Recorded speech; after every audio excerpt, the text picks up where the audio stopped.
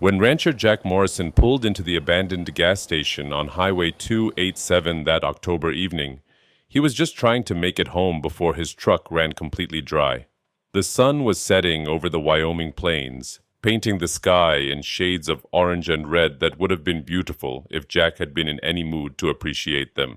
He wasn't. His day had been long, his back ached from mending fences, and his bank account was hovering dangerously close to empty.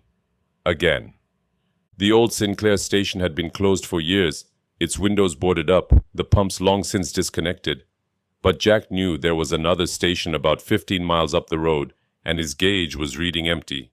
He'd have to risk it. As he pulled in to turn around in the cracked parking lot, something caught his eye near the old pump island. Something that made his heart stop cold. A horse, tied to one of the rusted pumps. And it was dying. Jack killed his engine and sat there for a moment, unable to process what he was seeing. The animal was so thin that every rib was visible through its dull, lifeless coat.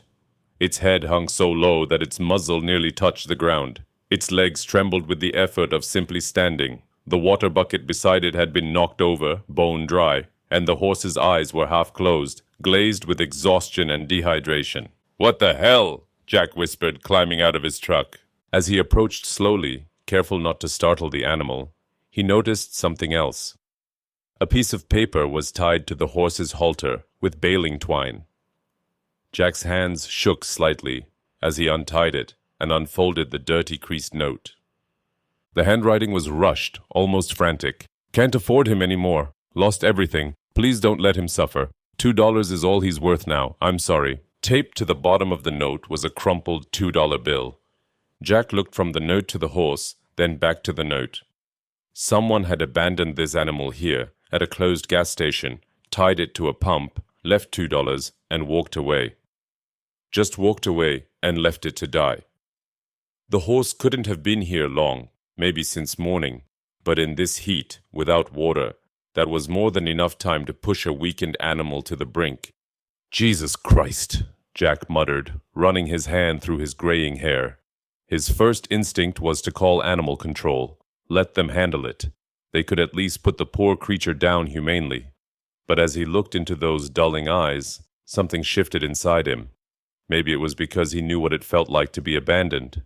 Maybe it was because his late wife Sarah had always said he had too soft a heart for broken things. Or maybe it was just that he couldn't drive away from something that needed help, no matter how hopeless it seemed. Before we continue with this incredible story, please take a moment to subscribe to our channel and hit that notification bell. We share amazing true stories like this one every week. And please, leave a comment telling us where you're watching from. We love hearing from our viewers around the world, and it really makes our day. Now back to Jack and the decision that would change his life forever. Jack pulled out his cell phone and called the only person he knew who might be able to help at this hour. Dr. Elena Martinez, the veterinarian who'd been taking care of his small herd for the past 15 years. She was semi-retired now, only taking emergency calls, but she picked up on the third ring. "Jack, it's almost 8 o'clock. This better be good." "Elena, I need you to come to the old Sinclair station on 287. I've got an emergency." "What kind of emergency?" Jack looked at the horse again, watching its labored breathing. "The dying kind." There was a pause. "I'll be there in 20 minutes. Don't do anything stupid." "Too late," Jack said, hanging up. He walked back to his truck and grabbed the gallon jug of water he always kept in the cab. Moving slowly, speaking in low, soothing tones, he approached the horse. "Easy, buddy, easy. I'm here to help." The horse didn't even react to his presence. That was bad. That was really bad. Jack poured some water into the overturned bucket and held it up to the horse's muzzle. For a long moment, nothing happened. Then slowly, the horse's nostrils flared. Its eyes opened a fraction wider, and it began to drink. Not quickly. The animal was too weak for that, but steadily, desperately. Jack had to pull the bucket away after a few minutes. Too much water too fast could kill an animal in this condition. He knew that much from his years of ranching. "That's it. Small sips. We'll get you more in a bit." While he waited for Elena, Jack examined the horse more closely in the fading light. It was hard to tell what breed it might have been before starvation had carved away everything but bone and hide. The coat was a muddy brown, matted with dirt and burrs. The mane and tail were tangled disasters. But beneath all that neglect, Jack could see something in the animal's structure. Long legs, a refined head, even in its emaciated state, a certain elegance to its lines that spoke of better breeding than most ranch horses. Elena's truck pulled into the lot 25 minutes later, her headlights cutting through the gathering darkness. She was a woman in her early 60s, her gray hair pulled back in a practical bun, her face weathered by years of Wyoming sun and wind. She took one look at the horse and let out a long, slow breath. "Jack Morrison, you have got to be kidding me." "I know. This horse is dying. It's severely dehydrated, severely malnourished. I can see signs of organ stress from here." She walked around the animal, her experienced eyes cataloging the damage. Days from death, maybe hours. The humane thing to do would be to put it down right now. Jack nodded slowly. "That's what I figured you'd say." Elena opened her veterinary kit. "So why did you call me?" "Because I want you to tell me if there's any chance at all that we could save him." She looked at Jack for a long moment, her expression unreadable. They'd known each other for 15 years. She'd been there when Sarah had died 2 years ago, had sat with Jack at the funeral, had checked on him in the dark months that followed. She knew what kind of man he was, and she knew he wouldn't have called her out here unless it mattered. "Jack, even if we could stabilize him, we're talking about weeks, maybe months of intensive care, special feed, supplements, constant monitoring, vet bills that would run into the thousands. And that's assuming he doesn't have any underlying conditions that we can't see, which at this stage of starvation is unlikely. His organs have been under extreme stress, his immune system is compromised. One infection, one complication, and he's done." "But there's a chance?" Elena sighed. "There's always a chance. It's just usually a very expensive, very heartbreaking chance." Jack pulled the crumpled $2 bill from his pocket and looked at it in the glow of Elena's headlights. "What if I told you I got this horse for $2? "I'd say you overpaid." Despite everything, Jack almost smiled. "Can you at least stabilize him? Get him through tonight?" Elna studied the horse again, then shook her head slowly. But she was already pulling out IV equipment. "You're going to go broke doing this. You know that, right?" "Probably. And there's no guarantee he'll make it." "I know. And even if he does make it, he might never be sound enough to ride or work. He'll just be another mouth to feed on a ranch that's already struggling." "I know all that, Elena." She looked at him with something like affection mixed with exasperation. "Sarah would have loved this. She always said you couldn't resist a lost cause." "She would have done the same thing." "Yeah," Elena agreed softly. "She would have." For the next 2 hours, Elena worked by the light of her truck's headlights and a pair of battery-powered work lamps. She established an IV line, getting fluids into the horse's dehydrated system. She gave him injections of vitamins and antibiotics. She checked his vital signs, listened to his heart and lungs, examined his hooves and teeth and eyes. "He's about 8 years old," she said, checking his teeth. "Gelding. No identifying marks or brands that I can see under all this dirt. Decent bone structure, though. This was probably a nice horse once, before whoever owned him ran out of money or interest." "Can we move him?" Jack asked. "Get him back to my place?" Elena considered. "If we go slow, real slow, and keep him calm." "You got a trailer?" "Back at the ranch. I'd have to go get it. Then I'll stay here with him. You go. But Jack?" She fixed him with a serious look. "Bring cash. A lot of it. Because whatever I'm charging you for this emergency call is just the beginning." Jack drove the 15 miles back to his ranch, hooked up his horse trailer, grabbed every spare dollar he had in his emergency fund, and made the return trip, his mind racing the entire time. What was he doing? He could barely afford to keep his own small operation running. Feed prices were up, his irrigation system needed replacing, and winter was coming. Taking on a dying horse was financial suicide. But he couldn't stop thinking about that note. I'm sorry. Whoever had left this horse had cared enough to feel guilty about it. They'd been desperate enough to abandon it, but not heartless enough to just let it loose or shoot it. They'd left it somewhere visible, somewhere it might be found, with a note asking for mercy. And Jack kept thinking about those first dark months after Sarah died, when he'd stopped caring about the ranch, about himself, about anything, when he'd let things slide, let bills pile up, let the weight of grief pull him under. If it hadn't been for Elena and a few good friends who'd refused to let him give up, he might have abandoned everything too. In a way, he understood whoever had left this horse. Sometimes you got so low, so beaten down, that walking away seemed like the only option left. But sometimes, if you were lucky, someone came along who wouldn't let you quit. Someone who saw past the broken parts to what you used to be, what you might be again. Maybe this horse deserved that same chance. When Jack returned with the trailer, Elena helped him load the gelding. It was a slow, painful process. The horse could barely walk, let alone climb a ramp.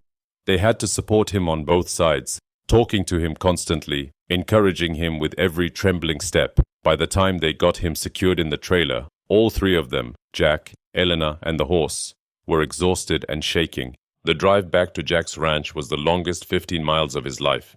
He drove at a crawl, terrified that every bump in the road might be too much for the fragile animal behind him. Elena followed in her truck, ready to stop if anything went wrong. Nothing went wrong. They made it. Getting the horse into the barn was another ordeal, but finally, just after midnight, the gelding was standing in a clean stall with fresh bedding, an IV still dripping fluids into his system, and a small amount of special feed that Elena had mixed to be gentle on his damaged digestive system. Jack stood at the stall door, watching the horse's slow, labored breathing. What are his chances? Honestly. Elena packed up her equipment. Honestly, 50-50 at best. The next 72 hours are critical. If he makes it through that, his odds improve. But Jack, you need to prepare yourself for the possibility that you'll wake up tomorrow and find him dead. His body has been through hell. Sometimes, even with the best care, it's just too much damage to recover from. I understand. Do you? Elena put a hand on his shoulder. Because I've seen you get attached before. And this horse. Jack, don't pin all your hopes on saving him, okay? Sometimes lost causes stay lost. After Elena left, Jack brought his sleeping bag down from the house and spread it out in the barn aisle. He wasn't going to leave the horse alone that first night. If the gelding was going to die, he'd at least die with someone nearby, not alone and terrified in a strange place. Around 3 in the morning, Jack woke to the sound of movement. The horse was trying to lie down. His legs buckled, and he collapsed heavily onto the straw bedding with a grunt that sounded almost human. Jack scrambled up, his heart pounding, thinking this was it. This was the end. But the horse wasn't dying. He was just lying down, his breathing still labored but steady. And then, incredibly, he lifted his head and looked directly at Jack. Really looked at him. For the first time, there was something in those eyes besides exhaustion and defeat. A spark of awareness, of recognition that someone was there, someone who cared. Hey there, buddy, Jack said softly, approaching the stall slowly. You rest. I'm right here. You're not alone anymore. The horse held his gaze for a moment longer, then lowered his head to the straw and closed his eyes. But not in the defeated way he had before. This time, it looked like he was actually resting, actually letting himself believe he might be safe. Jack sat back down against the barn wall, his own eyes burning with unexpected tears. You're going to make it, he whispered into the darkness. I don't know how I know, but you're going to make it. He was right. The horse lived through that first critical night, then the second, then the third. Each day, Elena would come by to check on him, adjust his medications, monitor his progress. Each day, she seemed a little more surprised that he was still alive. He's a fighter, she admitted after the first week. I honestly didn't think he'd make it this long. Jack had named him Ghost, partly because he looked like a gray ghost in the dim barn light, but mostly because he'd been so close to death, so nearly gone, that coming back seemed almost supernatural. Over the next few weeks, Jack threw himself into Ghost's care with single-minded determination. He followed Elena's feeding protocol religiously, giving the horse small, frequent meals designed to slowly rebuild his strength without overwhelming his damaged digestive system. He cleaned Ghost's stall twice a day, keeping everything pristine to prevent infection. He spent hours brushing the tangles from the gelding's mane and tail, working out the burrs and mats with patience he didn't know he possessed. And Ghost responded. Slowly, incredibly slowly, but he responded. After 3 weeks, the gelding's ribs were less prominent. His coat, now clean and brushed, started to show hints of a dappled gray color beneath the dull brown. His eyes were brighter, more alert. He began to show interest in his surroundings, pricking his ears forward when Jack entered the barn, nickering softly when he heard the feed bucket. After 6 weeks, Ghost was strong enough to be turned out in a small paddock for a few hours each day. Jack would watch him standing in the sunlight, slowly, tentatively exploring his new space, and feel something loosen in his chest. Something that had been tight and closed since Sarah died. Hope, maybe. Or purpose. Or just the simple satisfaction of watching a broken thing slowly become whole again. By the 8th week, Ghost was moving around his paddock with real energy, even managing a few careful trots along the fence line. His weight was almost normal. His coat had developed a beautiful dappled pattern, and he'd become Jack's constant companion, following him around the paddock, nudging his shoulder with his soft muzzle, always staying close. But there was something else. Something Jack had started to notice around the 6th week and couldn't explain. Every morning, without fail, Ghost would stand at the northwest corner of his paddock and stare in that direction, not just looking, staring intently like he was seeing something Jack couldn't. His ears would be pricked forward, his body tense with attention. He'd stay like that for 10, sometimes 20 minutes, just staring northwest toward the distant mountains that rose on the horizon. At first, Jack thought maybe there was wildlife in that direction. Deer or elk that Ghost could smell, but Jack couldn't see. But it happened like clockwork, every single morning, and Ghost never showed that kind of attention to any other direction. It was always northwest, always the mountains. "You see something out there, boy?" Jack asked one morning, standing beside Ghost and trying to see what the horse was looking at. "Something calling you home?" The thought made Jack's heart ache. Maybe Ghost was trying to find his way back to wherever he'd come from. Maybe he was looking for the owner who'd abandoned him, unable to understand why he'd been left behind. "They're not coming back, buddy," Jack said softly, running his hand down Ghost's neck. "Whatever happened, whoever left you, they're not coming for you. But that's okay. You've got a home here now. You're safe." But Ghost kept staring northwest every morning, and the behavior started to intensify. He'd pace along that side of the fence, whinnying occasionally, clearly agitated about something. He'd paw at the ground, toss his head, turn in circles, and then go back to staring at those distant mountains.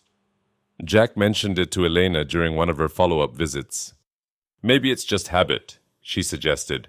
"Some horses develop routines, especially after trauma. It might be comforting for him." But Jack wasn't convinced. He'd been around horses all his life. And this felt different. This felt purposeful. Like Ghost wasn't just looking at something, he was trying to tell Jack something, to show him something. The idea seemed crazy, but it kept nagging at Jack, growing stronger each day as Ghost's behavior became more pronounced. The horse was healthy now, fully recovered from his ordeal.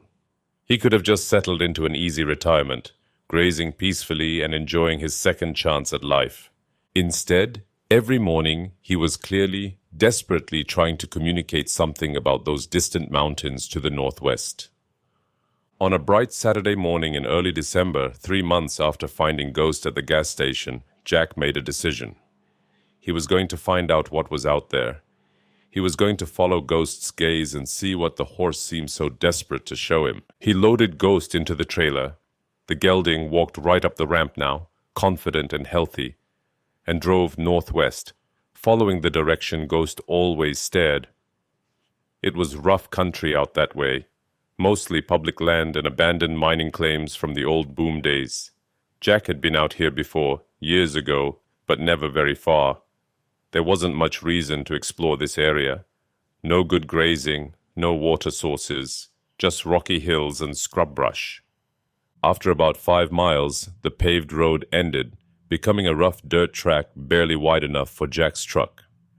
He kept going, his GPS showing him heading into what looked like completely empty territory. Another 3 miles, and even the dirt road petered out, becoming little more than 2 faint tire tracks through the sagebrush. Jack stopped, climbed out, and opened the trailer. "All right, Ghost, your turn. Show me what you've been trying to tell me." He'd put a halter and lead rope on Ghost, but the moment he opened the trailer door, he knew he wouldn't need them. The gelding came down the ramp, lifted his head, and immediately started walking northwest with clear purpose. Not running, not frantic, just walking with determination, like he knew exactly where he was going. Jack followed, his curiosity mixing with a growing sense of unreality. This was insane. He was following a horse into the middle of nowhere, based on nothing but a hunch. And yet, something told him to keep going. Something told him Ghost knew something he didn't. They walked for almost 20 minutes over rough terrain, Ghost picking his way carefully through rocks and scrub, never hesitating, never looking back. Then, as they crested a low ridge, Jack saw it. A small valley opened up below them, hidden from the road by the contours of the land. And in that valley, tucked against the hillside, was an old structure, a barn, or what was left of one.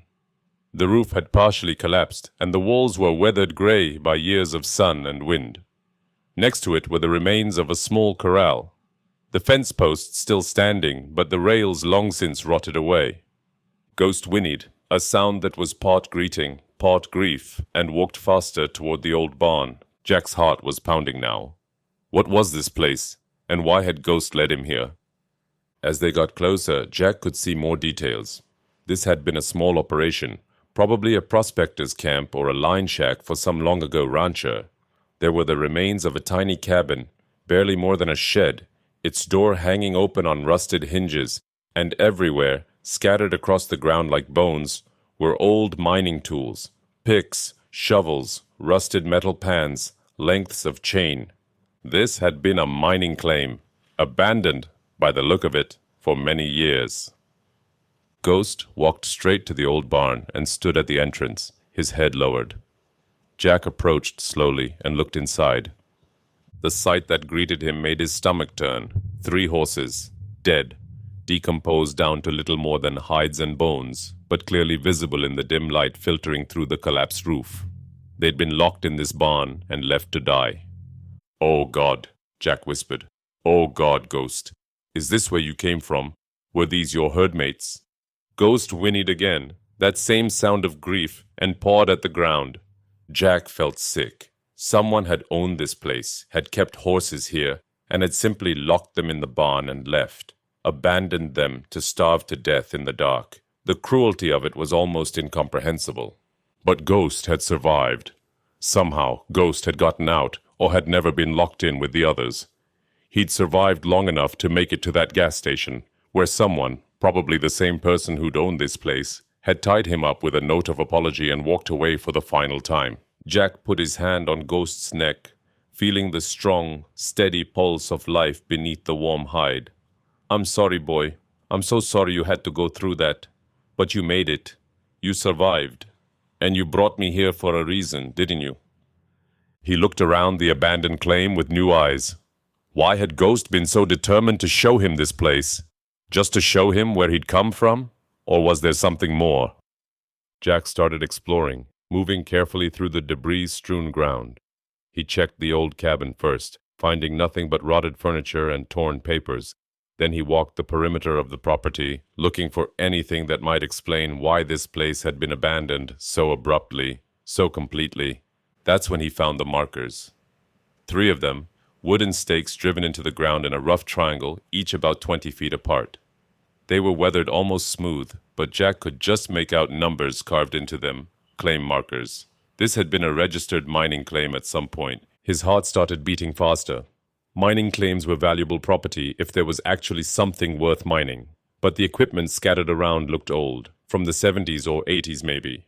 If there'd been gold here, surely it would have been worked out long ago. Still, something made Jack pull out his phone and start taking pictures. The markers, the cabin, the barn, the scattered equipment, everything.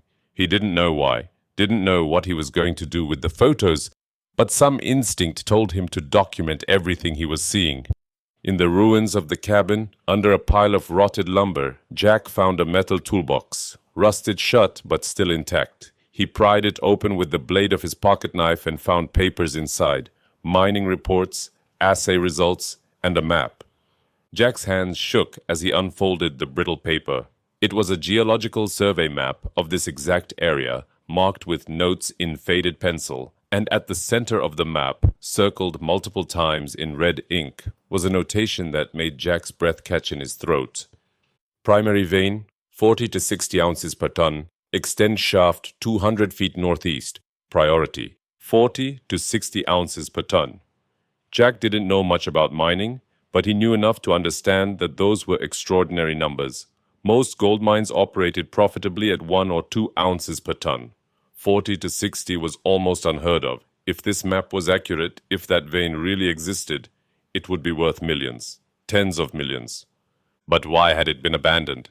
Jack spent the next hour searching through every paper in that toolbox, piecing together the story. The claim had been owned by a man named Robert Carlyle. He'd bought it in 1979, worked it for 3 years, and apparently hit that remarkable vein in 1982. The assay reports confirmed it.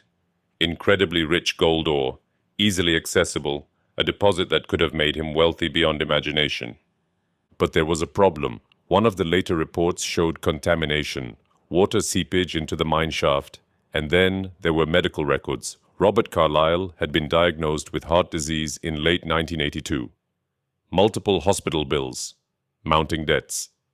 Jack could imagine what had happened. Carlyle had hit gold, literally struck it rich, but his health failed at the same time. He'd run out of money trying to pay medical bills and keep the mine operational. He'd probably had to abandon the claim when he couldn't afford to maintain it anymore. And the horses had been his final burden, animals he couldn't afford to keep, but couldn't bring himself to take care of properly. So he'd done the unthinkable. He'd left them to die. All except one. Ghost. Somehow Ghost had gotten away, had survived, and had eventually ended up at that gas station, left with $2 and an apology. Jack sat on the ground, the papers spread around him, his mind racing. This claim might still be valid.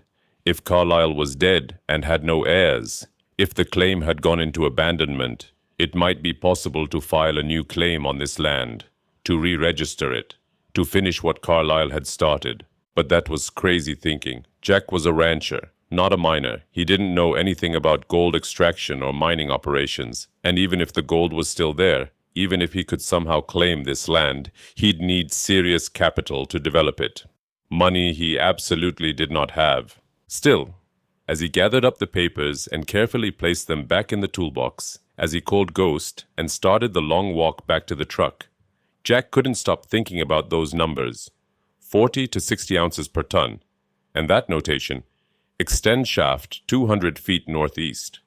What if the gold was still there? What if it had been sitting here, undiscovered and unclaimed, for 40 years? Over the next 3 weeks, Jack became a man possessed. He spent every spare moment researching abandoned mining claims, mineral rights law, and Wyoming property regulations. He drove to the county assessor's office and pulled records on Robert Carlyle's claim. He learned that Carlyle had indeed died 3 months ago, right around the time Ghost had appeared at that gas station. Heart attack, alone at his apartment in Casper. No wife, no children, no will. The claim had lapsed. It was sitting there, unclaimed, waiting for someone to file the proper paperwork and pay the fees to take it over. Jack couldn't afford a lawyer, but he could afford the filing fees. Barely. He submitted the paperwork himself, holding his breath for the 6 weeks it took for the Bureau of Land Management to process his application. During that time, he didn't tell anyone except Elena what he was doing. It seemed too far-fetched, too much like a fantasy to share. But when the approval letter came in the mail, when Jack held that official document saying he was now the registered owner of the Carlisle claim, his hands shook so hard he could barely read it. He owned it. He actually owned it. The next step was the hardest. Jack needed to know if there was actually still gold there, and if so, how much. He needed a professional opinion. He needed a geologist. Jack mortgaged everything he had, his truck, his equipment, even his house. He took out loans from 2 banks and maxed out his only credit card. He called in every favor he was owed, and with that money, he hired a geological surveying company out of Denver to come assess his claim. It was the biggest gamble of his life. If the gold wasn't there, if those assay reports had been wrong, or if the vein had played out, he would lose everything. His ranch, his home, his entire life. He'd be worse off than broke. He'd be ruined. The surveying team spent 4 days at the site, taking core samples, using ground-penetrating radar, running every test they could. Jack spent those 4 days in a state of barely controlled panic, unable to eat or sleep, just waiting for the results that would either save him or destroy him.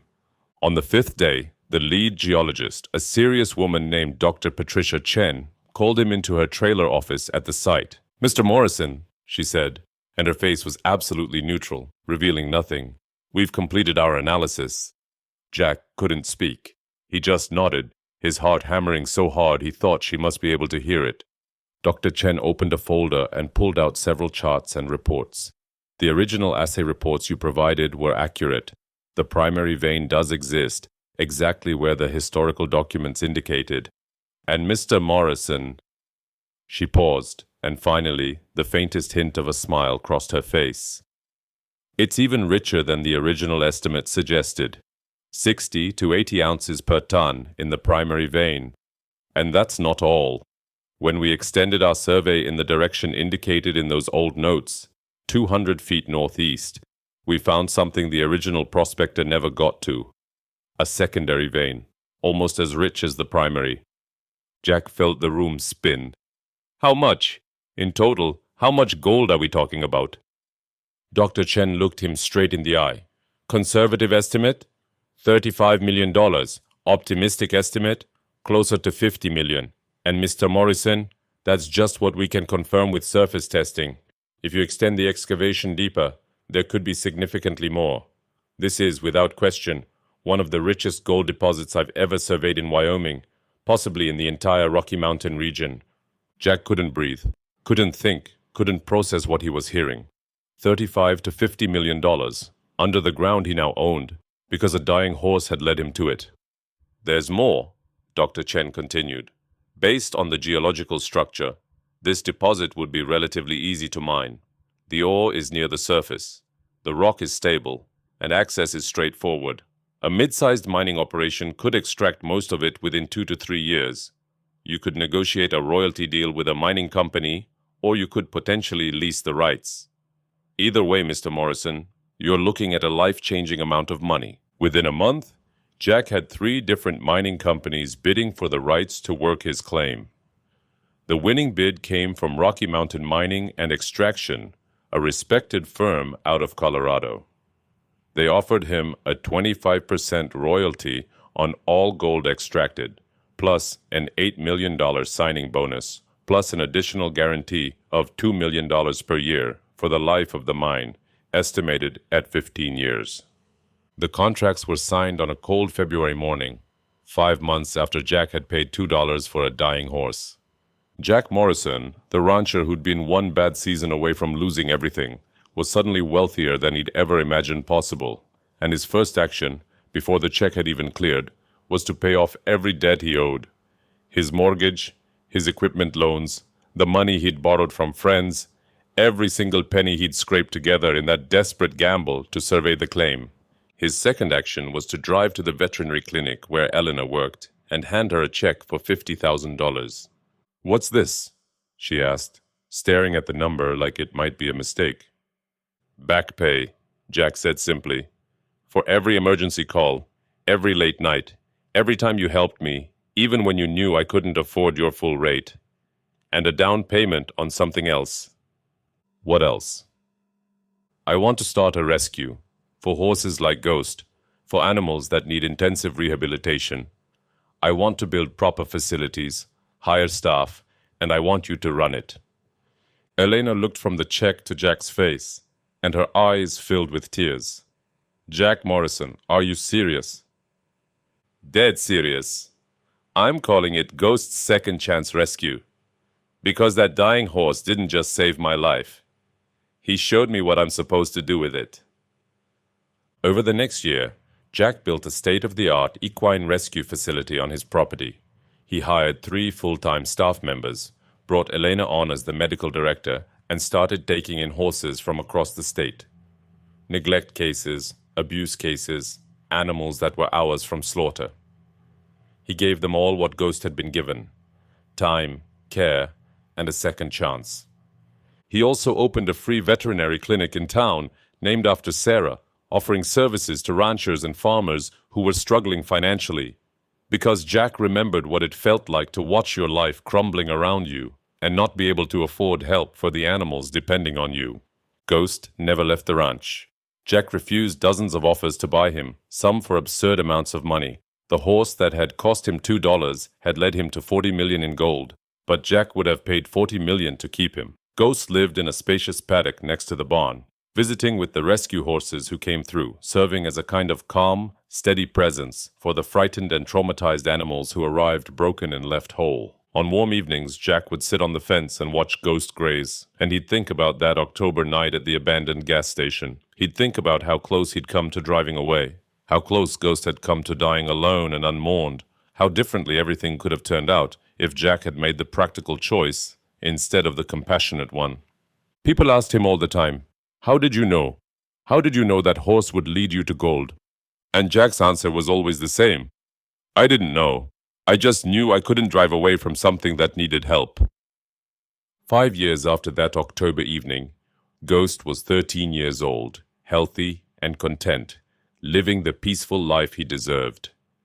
The mine was still producing, and Jack's rescue had helped rehabilitate over 300 horses, finding homes for most of them and providing sanctuary for those who couldn't be placed. Sometimes Jack would drive out to the old claim, now a bustling mining operation with crews and equipment and activity. He'd stand where that old barn had been. They'd respectfully dismantled it and buried the remains of those 3 horses who hadn't made it, and he'd try to explain to visitors how this all started. "A horse showed me," he'd say simply, and people would nod and smile, thinking it was just a colorful way of telling the story. But Jack knew the truth. Ghost had literally shown him, had stood in that paddock every morning staring northwest, trying to tell him, "There's something out there, something important. Please follow me. Please listen." And Jack had listened, had followed, had trusted a $2 horse with a message. That trust had changed everything. The last time Elena visited the ranch, she found Jack sitting on the fence next to Ghost's paddock, watching the sunset paint the mountains in shades of gold. "Thinking about that night?" she asked, climbing up to sit beside him. "Always," Jack admitted. "Thinking about how close I came to driving away, how easy it would have been to make the logical choice. But you didn't." "No, I didn't." Jack reached out to scratch Ghost's ear as the gelding ambled over to investigate. "You know what the crazy thing is? I didn't save him. He saved me. I was just going through the motions back then. Getting up, doing my work, going to bed. Repeat. I wasn't really living. Then this guy shows up, dying, desperate, and suddenly I had a purpose again, something to fight for. And he gave me so much more than gold." "What did he give you?" Jack smiled, running his hand down Ghost's neck. "A reason to believe in second chances, for him, for me, for everyone who comes through that rescue. This horse taught me that sometimes the best investments are the ones that don't make any sense. The ones you make with your heart instead of your head." Ghost nickered softly and rested his head against Jack's shoulder, the way he always did. A gesture of trust and affection from an animal who had every reason to never trust humans again. "Best $2 I ever spent," Jack said quietly. Eleanor laughed. "I'd say you got a pretty good return on that investment." "The gold?" Jack shook his head. "That's not the return. The return is this." He gestured around the ranch, at the rescue facilities, at the horses grazing peacefully in their paddocks. "The return is knowing that when I'm gone, this place will still be here, still saving horses, still giving second chances. Ghost's legacy, Sarah's legacy, that's worth more than all the gold in Wyoming." As the sun dipped below the mountains, painting the sky in brilliant shades of orange and red, Jack Morrison sat with his $2 horse and thought about the strange, winding path that had brought them both to this moment. A path that had started with an act of compassion at an abandoned gas station and had led, impossibly, to buried treasure and new purpose. He thought about the note that had been tied to Ghost's halter. $2 is all he's worth now. And he smiled, because whoever had written those words had been wrong. That dying horse tied to a gas pump hadn't been worth $2. He'd been priceless. If this story touched your heart, please consider sharing it with someone who needs to hear it today. Sometimes the best things in life come from the chances we take on the broken, the forgotten, the overlooked. And sometimes, just sometimes, compassion pays dividends that no spreadsheet could ever calculate. Thank you for watching, and remember, the greatest treasures are often the ones that don't look like treasures at first.